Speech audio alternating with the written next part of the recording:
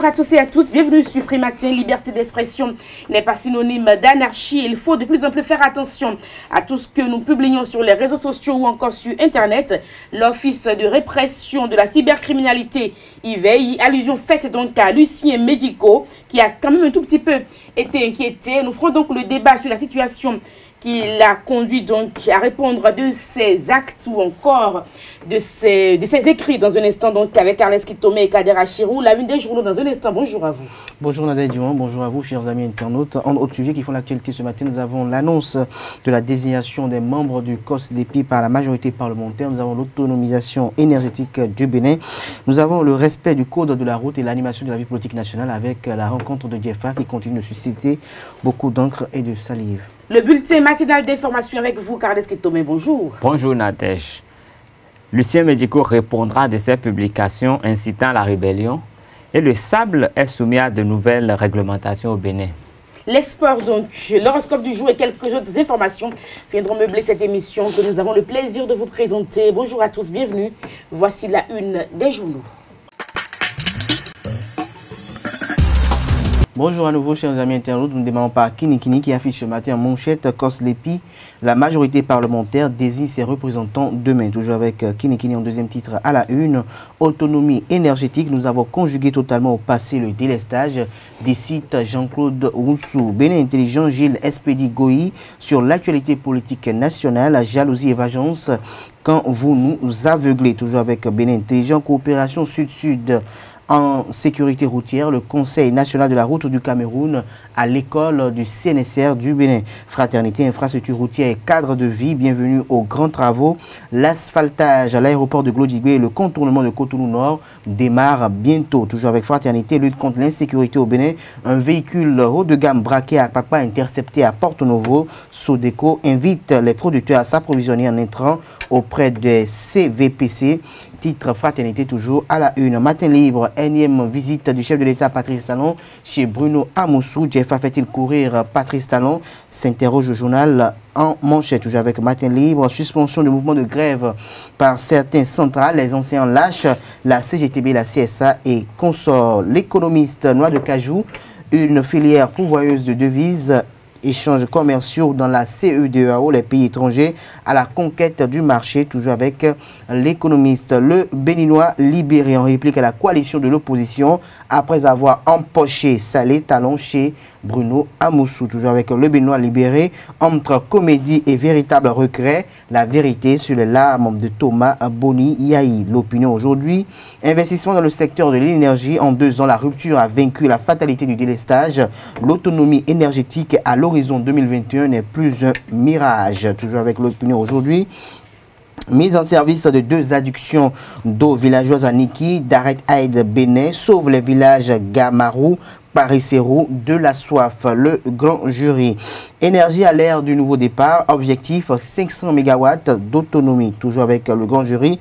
Plus de 10 milliards pour sortir les femmes de la précarité discrètement. Talon met en œuvre son plan social. Soleil Bénin Info. Animation de la vie politique nationale au Bénin. Jeffa ou le temple du Gaï politique. Toujours avec Soleil Bénin Info. Production énergétique du Bénin à l'ère du nouveau départ. Objectif 400 MW d'ici 2021.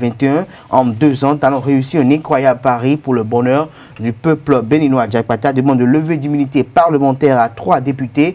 Le Parlement mis devant ses responsabilités. Le Parlement se penchera sur ce dossier et ce, dans le respect strict de la procédure en la matière, dicite l'honorable Edmond Agua. Libération, disponibilité permanente de l'énergie électrique, des investissements pour atteindre 400 MW d'ici 2021.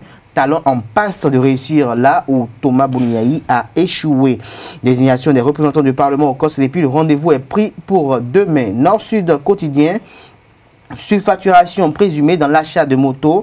La justice saisie, panique et la justice saisie, panique au ministère du cadre de vie et du développement durable. L'autre quotidien pour finir ce matin, développement urbain et infrastructure routière, désenclaver le Bénin et assainir le cadre de vie, des progrès notables et des innovations fructueuses. Merci à vous Kader Achirou. C'était donc la une des journaux présentés par Kader Achirou. Les quotidiens sont disponibles dans les kiosques mais aussi sur Internet. Voici pour vous le bulletin matinal d'information. Chers amis internautes, bonjour. Le mardi 17 avril 2018, l'Office de répression de la cybercriminalité a écouté le président des Jeunes Turcs de la République, Lucien Mediko, pour des propos graves qu'il aurait fait circuler sur les réseaux sociaux. À la fin de son interrogatoire, dans la soirée du mardi, Lucien Mediko a été mis sous convocation. Ces démarches judiciaires ont pour but de l'amener à répondre de ses propos abondamment relayés sur les réseaux sociaux, incitant à la rébellion et troublant l'ordre public. Il a été écouté en présence de son avocat, Maître Paul Kato Atita. Le transport du sable est désormais soumis à des interdits et des sanctions au Bénin. En dehors des lois cadres sur l'environnement et d'autres instruments législatifs qui encadrent la zone littorale, c'est désormais une loi en bonne et due forme qui sera mise en œuvre dans le cadre de la protection, l'aménagement et la mise en valeur de la zone littorale. Plusieurs interdits ont été introduits, les sanctions ont été corsées dans cette loi.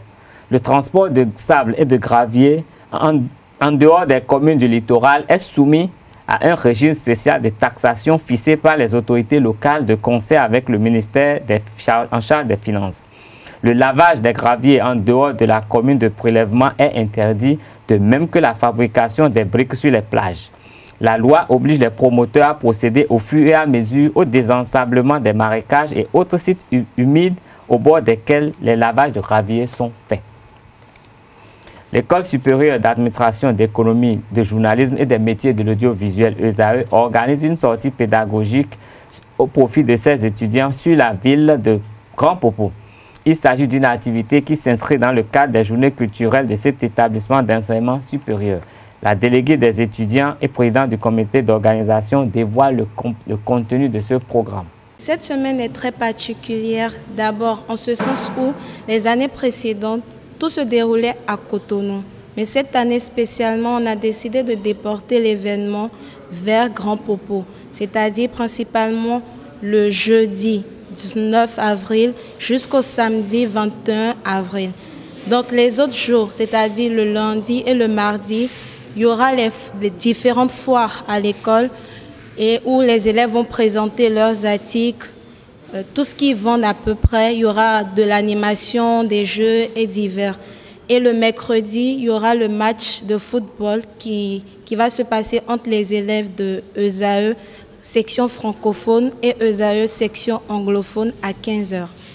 Donc, le jeudi et le vendredi, on sera à Grand Popo. Donc, à Grand Popo, on aura divers événements comme le bal et aussi Miss ESAE 2018, première édition. Donc, le jeudi, à notre arrivée, on aura diverses conférences à faire. On aura la visite des lieux et tout. Et le jeudi soir, on va faire Miss ESAE. Le vendredi, il y aura la kermesse, la plage, pool party, beach party, tout et tout, de l'animation, des jeux, toutes les festivités si possible. Et le soir, proprement dit, il y aura le bal qui se tiendra jusqu'à l'aube. Le samedi, bien évidemment, c'est notre départ pour Cotonou. Et au cours de notre rentrée, on va passer à Ouida pour visiter le temple des Pitons, surtout pour ceux qui ne connaissent pas bien Ouida, avant de rentrer maintenant par la route des esclaves à Cotonou. Au Mali, plus de 3000 réfugiés au Burkina Faso à la suite des violences à Mopti. L'Agence des Nations Unies pour les réfugiés HCR s'est inquiété de la nouvelle flambée de violences au centre du Mali. Au cours des dernières semaines, des violences intercommunautaires ont poussé près de 3000 personnes à se réfugier au Burkina Faso voisin. Lors des affrontements entre les communautés Dogon et Peul, des dizaines de personnes ont été tuées depuis le mois de février et des maisons et autres biens ont été détruits, notamment dans la zone de Koro, dans la région de Mopti, a déclaré le porte-parole du HCR lors du point de presse le mardi 17 avril à Genève. Selon William Spindler, l'agence onusienne redoute davantage de déplacements et une augmentation des besoins humanitaires avec la montée de la violence et de l'extrémisme intercommunautaire. Le Haut Commissariat de l'ONU pour les réfugiés rappelle qu'il s'agit de 2000 Maliens et de 1000 Burkinabés qui vivaient au Mali. Nous voulons la justice maintenant. On scandait une trentaine de manifestants dans la capitale gambienne lors d'une marche pacifique organisée par les proches des victimes du régime de Djamé. Au cours de l'année 2017, les autorités avaient annoncé que les dépouilles des Gambiens tués en luttant pour la fin du régime de Yaya Jammeh avaient été exhumées. Mais leurs familles et leurs amis n'ont toujours pas d'informations sur les traitements qu'auraient subis ces derniers. Les familles des victimes veulent que la lumière soit faite sur cette affaire. L'ancien président est accusé de disparition forcée et d'exécution extrajudiciaire par les opposants et défenseurs des droits de l'homme. Parmi ces familles, les proches de l'opposant, Solo Sandeng, figure du Parti démocratique uni UDP, qui avait organisé une manifestation pacifique près de Banjul en avril 2016. Ce sera tout pour ce bulletin. Merci de rester connecté Réservé TV. Merci à vous, Kales Kitome. Nous passons au débat sur Free Matin. Le débat sur Free Matin, l'information a donc été relayée et traitée par les organes de presse au Bénin, Lucien Medjiko, qui a été interpellé quand même pour répondre un peu de ses propos sur Internet. Kales Kitome. Oui, tout à fait. Le président des Jeunes Turcs de la République, Lucien Medjiko, comme à son habitude, n'a pas émis suffisamment de réserve dans les propos qu'il a tenus et surtout publiés sur les réseaux sociaux. Dans la mesure où ces propos sont d'une certaine gravité. Et quand on se permet d'inciter à la rébellion, quand on laisse présager dans l'esprit des gens qu'il est temps qu'on reprenne le pouvoir à quelqu'un, quand on commence à revendiquer certaines choses d'une certaine façon qui sont quand même de nature à amener les gens dans la rue, à amener les gens à perturber la quiétude des citoyens, je crois que ça devient inquiétant. Et la démarche qui est faite à son endroit est à saluer, dans la mesure où nous estimons que ça doit permettre de limiter un peu les autres qui font la même chose déjà ou qui ont envie d'en faire autant. Les gens pourront dire ce qu'ils veulent en toute liberté, mais il paraît que la liberté ma liberté s'arrête là où commence la liberté des autres. Donc, autant ils sont libres de dire ce qu'ils veulent, mais autant ils n'ont pas le droit de créer des problèmes dans la nation. Et donc, il faut forcément que tous ceux qui sont dans cette démarche puissent, à un moment donné, en répondre. Les motivations profondes et le droit, ce qui leur permet, le droit qu'ils ont de le dire, il faut qu'ils puissent quand même prouver tout cela avant qu'on ne les laisse continuer à faire ce genre de trucs. Parce que il y a des âmes sensibles, il y a des gens qui peuvent se mettre dans la rue, il y a des badauds qui n'ont rien à faire, qui ne cherchent que des occasions de créer des problèmes à gauche, à droite, quitte à en retirer quelque chose, à voler quelque chose dans des boutiques des gens et tout, parce que c'est difficilement maîtrisable tout ça. Et donc, je pense que c'est quand même une démarche louable qui est faite à son endroit. Et je souhaiterais que cette démarche soit faite à l'endroit de tous ceux qui se laissent aller à certains débordements sur Internet et que les autres puissent savoir que la liberté, ce n'est pas le désordre. Alors, Kader Achirou, au-delà de Lucien Medjiko, on voit des personnes qui peuvent se permettre de tutoyer la personne du chef de l'État parce qu'on est sur Internet. Il y a des personnes qui parlent, je vois même des journalistes qui parlent à des autorités de ce pays, mais qui les tutoient dans un langage vraiment pas cohérent. Finalement, il faut bien comprendre les responsabilités du pays, que les autorités prennent leurs responsabilités. On prendra les responsabilités idoines. Le chef de l'État actuel, pour ne pas dire le régime en place actuellement, est en train de faire rétablir l'état de droit dans la cité. Il faut comprendre que ce qui est en train d'être fait relève d'une légitimité sans pareil, de manière irréfutable.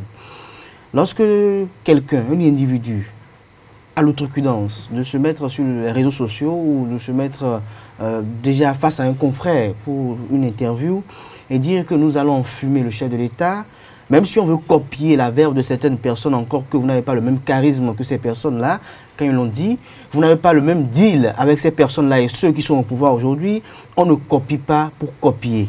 Alors, lorsque vous mettez en face d'un confrère pour une interview ou une entrevue, pour exprimer un peu votre amertume face à la gestion d'un pouvoir, ce qui est tout à fait légitime d'ailleurs dans un État démocratique, on est d'accord qu'il puisse exprimer tout ce qu'il voit, qui n'a pas du tout un caractère orthodoxe à ce qui se passe aujourd'hui en matière de gestion de l'État.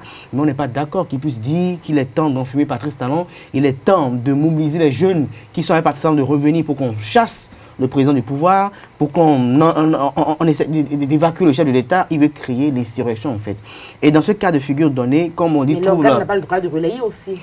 L'organe n'a pas le droit de relayer, mais avec ce qu'on assiste aujourd'hui, où tout le monde est journaliste, où tout le monde peut se prévaloir du titre de journaliste avec son smartphone et venir dire je fais une interview, où tout le monde peut venir avec un portable déjà en appuyant sur WhatsApp et dire oui bonjour, comment vous allez, présentez-vous et pose des questions. Et l'autre aussi se met à répondre bêtement sans savoir à qui il parle. Donc je pense que dans ce cas de figure, même nous-mêmes nous sommes en insécurité parce qu'il y a assez d'imposteurs parmi nous. Mais je pense que cette lutte sera menée, qu'on le veut ou non, dans l'avenir par ceux qui nous dirigent actuellement, parce que nous sommes, comme je l'ai dit tout à l'heure, dans une insécurité qui doit nous inquiéter.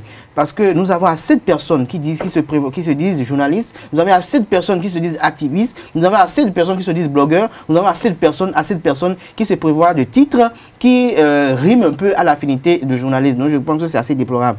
Médico a eu à dire ce qu'il a eu à dire et je pense qu'il doit être arrêté même pour ma part parce que lorsqu'on dit qu'il a été simplement interpellé, lorsqu'on dit qu'il a simplement interpellé, qu'il est sous convocation, je pense que la leçon n'est pas encore donnée. Vous l'avez évoqué tout à l'heure, des gens parlent au chef de l'État.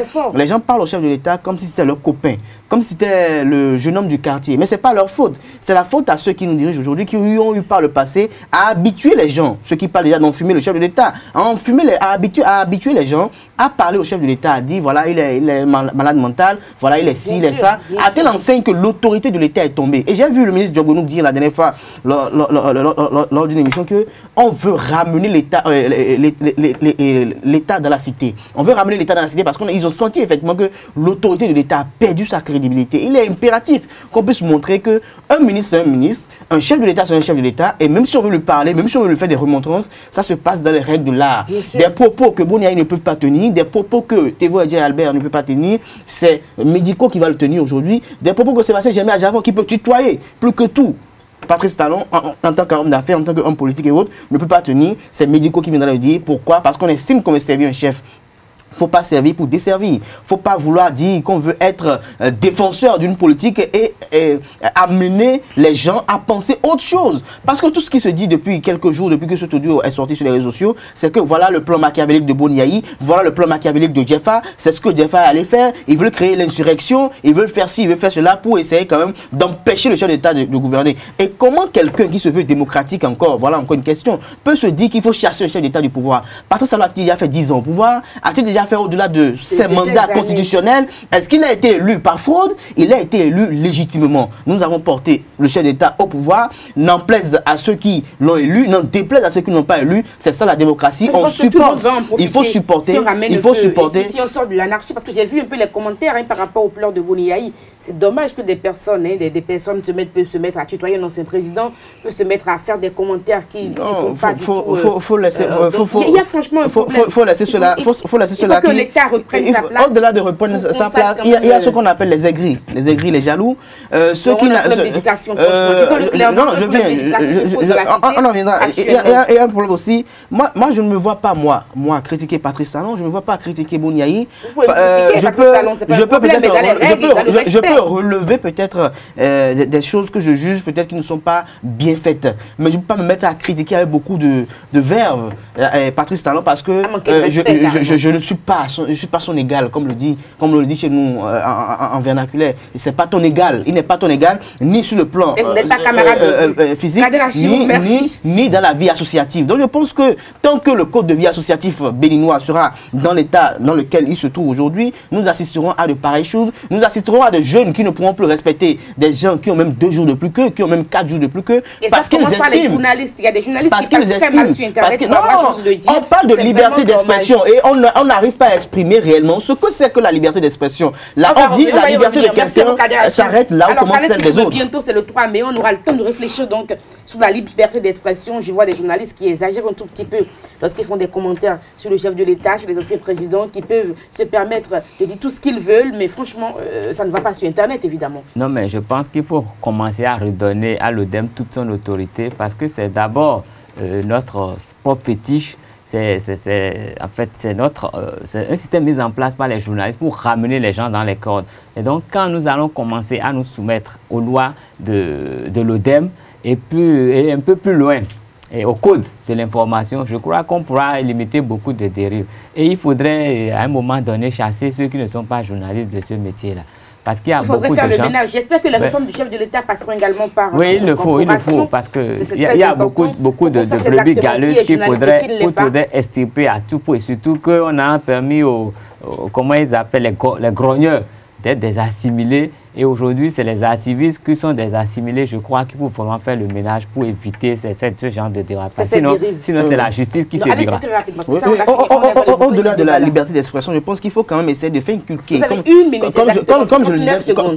Comme je le disais tout à l'heure, il faut inculquer aux uns et aux autres, même déjà dans les écoles, déjà, ce qu'on appelle la liberté d'expression et le droit d'aînesse. Parce qu'il y a ça que les gens oublient aujourd'hui, dans ce qui se passe aujourd'hui. Les gens ne reconnaissent plus aujourd'hui parce qu'on pense que nous sommes dans une ère de modernité, de modernisation, où on peut tutoyer qui on veut, on peut se faire camarade qui on veut. On est camarade ne fait pas de nous qu'on est sur le même pied d'égalité. Il faut qu'on arrive à reconnaître certaines choses et faire la divergence des choses. Et au-delà de cela, amener les gens à véritablement être libres avec cette presse. Qui rentre donc dans les fêtes. La foire a démarré depuis hier, donc ici sur place du côté de Bedjroumendi avec les étudiants qui nous ont offert de beaux spectacles. Hier, on a vu un peu des gâteaux qui étaient en vente, on a vu des boissons, des cocktails, il y avait de la musique également de l'université. Et très prochainement, on va se retrouver du côté de Grand Popo, Kaleski Tomé. Oui, tout à fait. Je crois que la prochaine étape à partir de demain, ce serait cette sortie pédagogique sur la ville de Grand Popo qui donnera quand même l'occasion à certaines communications relatives à la protection du littoral. Parce qu'il y a l'érosion côtière qui fait ravage et qui a déjà emporté une bonne partie de Grand Popo. Donc il y a beaucoup de panels qui vont entretenir les étudiants sur les effets et les causes et les conduites à tenir pour encore sauvegarder pour les plages que nous avons ici au Bénin. En plus de ça, il y aura forcément des activités ludiques, mais toutes ces activités qui sont de nature à donner de l'étoffe à ces étudiants pour affronter, dès qu'ils auraient fini leur formation, la vie professionnelle. Parce que ce n'est pas facile, il faut s'y préparer. Et aujourd'hui, je crois que c'est l'entrepreneuriat qui est promu au-delà de toute chose parce que l'État n'est plus en mesure d'absorber toute cette masse de diplômés qui sortent des universités chaque année. Et de même, le privé même aujourd'hui a du mal parce que l'économie ne se porte pas super bien. Et nous avons aimé ce qui s'est passé au niveau de la foire, parce que ça, l'opportunité a été donnée à des étudiants de montrer leur savoir-faire, de montrer qu'il ne suffit pas d'étudier, qu'ils avaient des aptitudes à faire beaucoup de choses.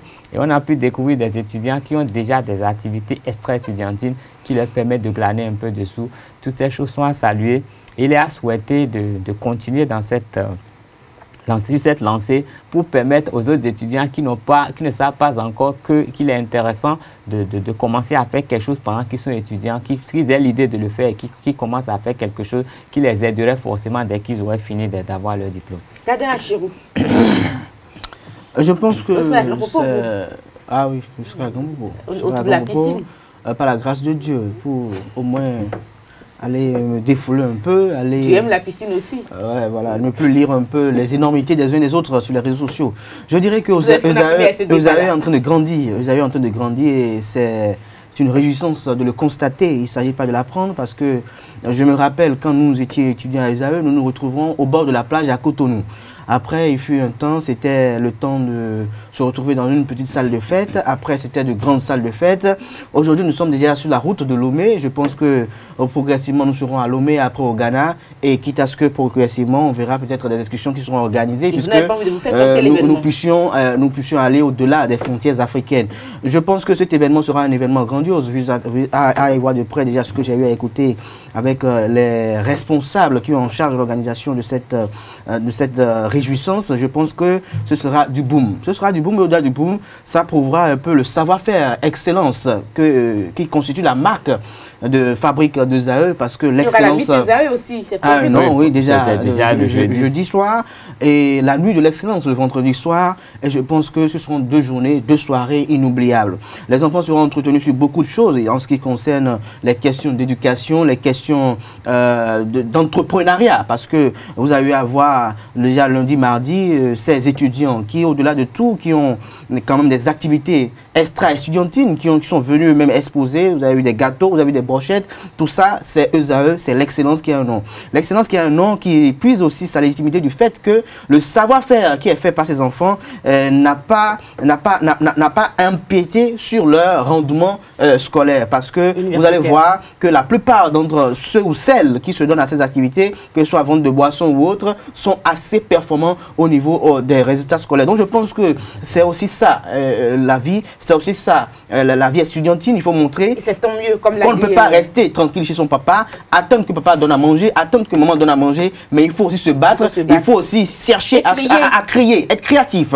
Et quand vous l'êtes, vous allez voir que à la finalité, même si vous n'êtes pas pris dans l'administration publique, même si le privé ne vous recherche pas en attendant, vous pouvez entreprendre parce que vous savez faire, parce que vous avez de l'expérience. Parce qu'au-delà de tout, il y a ça aussi qui compte, l'expérience. Quand vous êtes expérimenté dans ce qui vous concerne, vous êtes... Vous, par exemple, vous êtes expérimenté dans le journalisme. Je n'ai pas les mêmes années que vous, donc je ne peux pas... Dans le make-up voilà. aussi, Donc, quand il y a l'expérience, lorsque vous êtes convié peut-être à une réjouissance, vous êtes service traiteur, venez, et l'expérience vous amène à aller véritablement à la perfection. Donc, je pense que l'excellence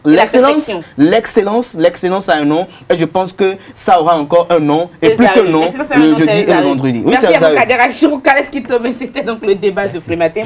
Nous avons fait une petite ouverture pour parler donc de la fête de ESAE qui est prévue donc pour Grand Popo jeudi soir, donc l'élection de Miss ESAE. Il y aura évidemment la Miss estudiantine cette année, elle sera là. Certainement. Puisqu'elle a deux AE, donc elle va essayer, elle va accompagner l'événement avec nous. Et on annonce également Elena Miroka qui sera du côté de Grand Popo pour son livre. Et ce sera, en tout cas, c'est de belles affiches à suivre à Grand Popo. On fera l'effort d'y être. Merci à vous, Kader Achirou. Kales Kitome, c'était le débat. Nous passons donc au deuxième plateau, les sports et l'horoscope du jour. Les sports sur Free Matin, Arion Sadiagbeno, bonjour. Bonjour Nadège. Foot, Assemblée Générale de la Fédération béninoise de football.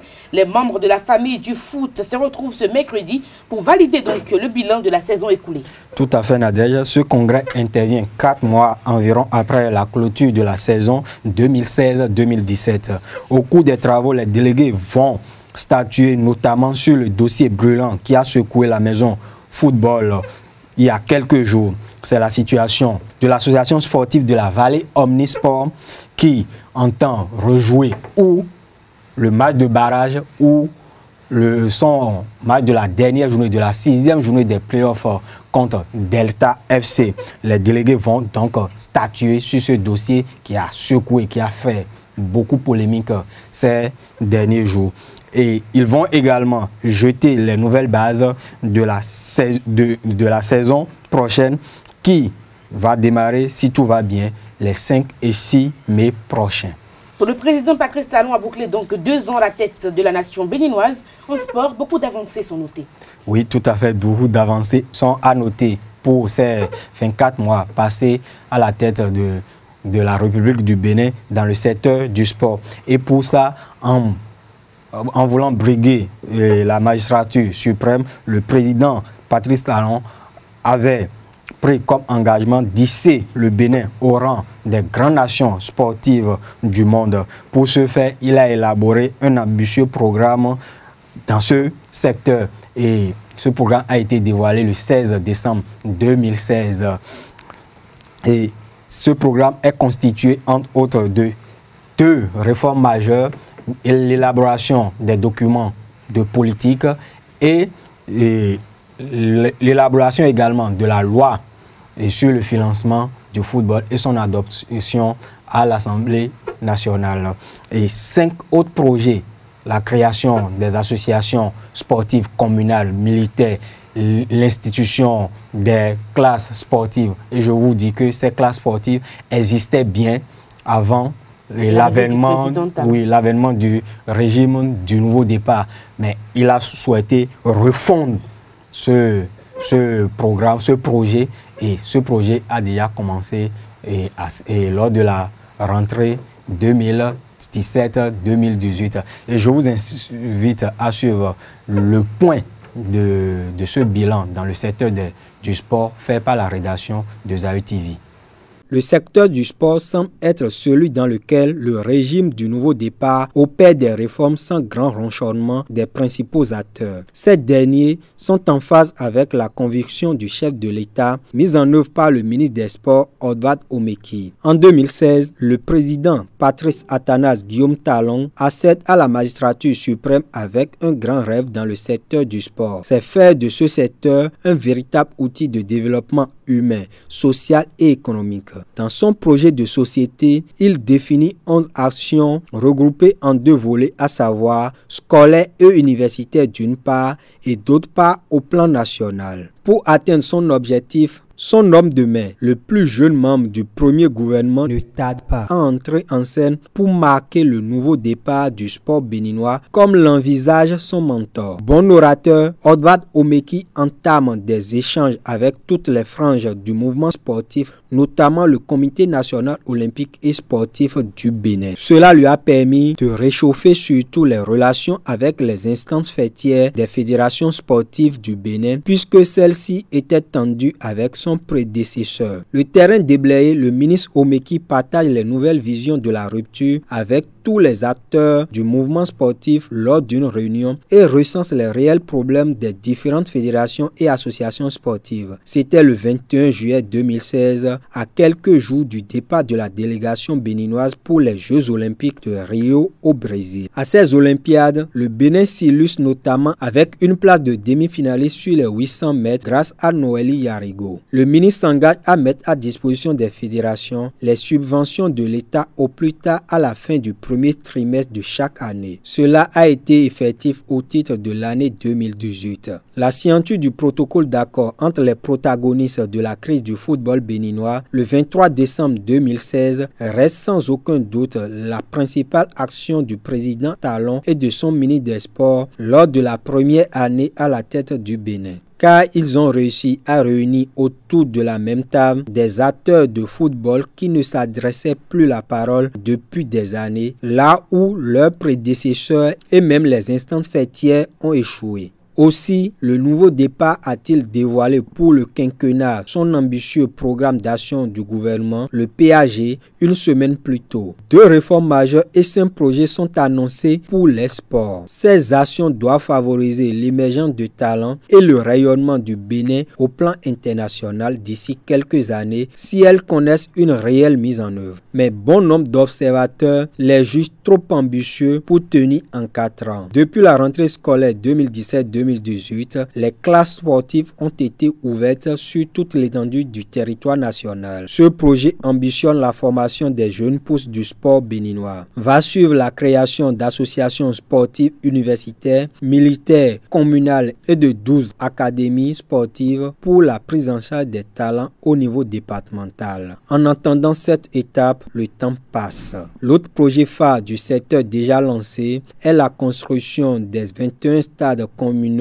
de type omnisport fin novembre 2017. Concernant les réformes pour faciliter la mobilisation des ressources pour financer les activités sportives, les acteurs attendent toujours l'élaboration et adoption de la loi sur le financement du sport. Toutefois, ils peuvent se contenter pour le moment des allègements fiscaux inscrits dans les lois de finances 2017 et 2018, notamment les traitements, émoluments, salaires et rétributions accessoires payés aux sportifs professionnels sont affranchis de l'impôt sur le revenu des personnes physiques dans la catégorie des traitements et salaires. Dans la même logique, l'article 212 du Code général des impôts a été modifié pour inclure les exonérations du versement patronal sur salaire, les personnes physiques ou morales promotrices des activités sportives en ce qui concerne les rémunérations qu'elles versent aux sportifs professionnels. Cependant, ces efforts louables du président Talon et de son dynamique ministre en charge des sports souffrent de quelques insuffisances. Les communes ne disposent pas toutes d'infrastructures adéquates pour la mise en œuvre des classes sportives. Certains acteurs récriminent le mode de recrutement des encadreurs qui n'auraient pas toutes les qualités professionnelles requises. Le jumelage du ministère des Sports avec les non moins importants départements de la culture et du tourisme lors du remaniement ministériel en octobre 2017 pourrait constituer un handicap dans la réalisation du rêve du nouveau départ à thème. On connaît désormais 4 qualifiés pour la phase de poule de la 15e édition de la Coupe de la Confédération africaine de football. Il s'agit de l'ASEC Mimosa qui a allé tenir en échec le CR Belouizdad 0 but partout en Algérie. De l'AS Vita Club qui, après sa victoire étriquée 1-0 à Kinshasa, est allé écraser son voisin congolais, la Mancha. L'USM AG défait 1-2 au Nigeria par Plateau United, a renversé la situation et a largement battu les Nigérians 4-0. Enfin, AL Masri a battu les Gabonais du CF Mounana 2-1. Il faut noter que les deux équipes se sont séparées dos à dos, 1 but partout au match aller au Gabon. Merci à vous, Larios Sajabrino. Nous passons à l'horoscope du jour. Bonjour Nadège. Chers amis internautes, mesdames et messieurs, bonjour. Bienvenue sur l'espace astrologique de votre émission. Naturellement, nous allons démarrer par nos amis Bélier. Vous sortirez positivement de vos gonds pour plaire, captiver, créer une bulle d'intimité la plus possible à vos idéaux. Les feux sont bel et bien verts pour vous aujourd'hui. Chez les amis Taureaux, vous laisserez pas le hasard et les événements extérieurs mener votre bac à votre place. Ce qui, selon votre situation actuelle, peut changer bien de choses ou simplement vous faire progresser de vente et résultats. Amis Gémeaux, les effets de masse peuvent vous empêcher de prendre une direction ferme et définitive en amour. Papillonner quelque temps dans ce cadre ne pourra pas vous nuire car c'est pour la bonne cause. Cancer. En amour, vous aurez le chic d'exposer totalement les points les plus difficiles avec tact.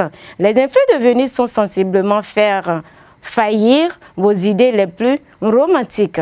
À présent, les rois de la forêt chez amis Lion, Vénus vous incite à mieux comprendre en finesse les aspirations de votre partenaire ou ceux de l'autre côté en général. Faites en sorte de ne pas trop déborder sur votre temps libre. Votre perfectionnalisme vous y guidera. Chez les Vierges, en amour, toujours en amour, les moments de passion seront un excellent antidote pour guérir du passé. Les rencontres seront prometteuses. Pour les amis Balance, vous allez vous retrouver confrontés à des situations qui réclameront une affirmation plus forte de vos valeurs, vos espoirs et vos projets. Il est à prévoir une recrudescence de votre attirance à la sensualité de votre libido. Chez les Scorpions, même si vous restez distrait ou maladroit et que les résultats ne sont pas aussi sereins que vous le souhaiteriez, vous aurez vers les plus rentables et les satisfactions diverses. Amis Sagittaires, votre énergie sera changeante et ne sera pas seulement souterraine. En effet, les influx de masse vont vous octroyer un optimisme plus fort, une vision des choses plus vastes et qui vous sera très utile si vous avez de lourdes responsabilités. Chez les amis Capricornes, des succès financiers viennent à vous. Les rentrées d'argent sont hautement facilitées en ce jour. C'est le moment de réclamer vos durs, de récolter les bénéfices de placement. Bref, votre imagination vous aiderait à mieux organiser vos dépenses judicieuses.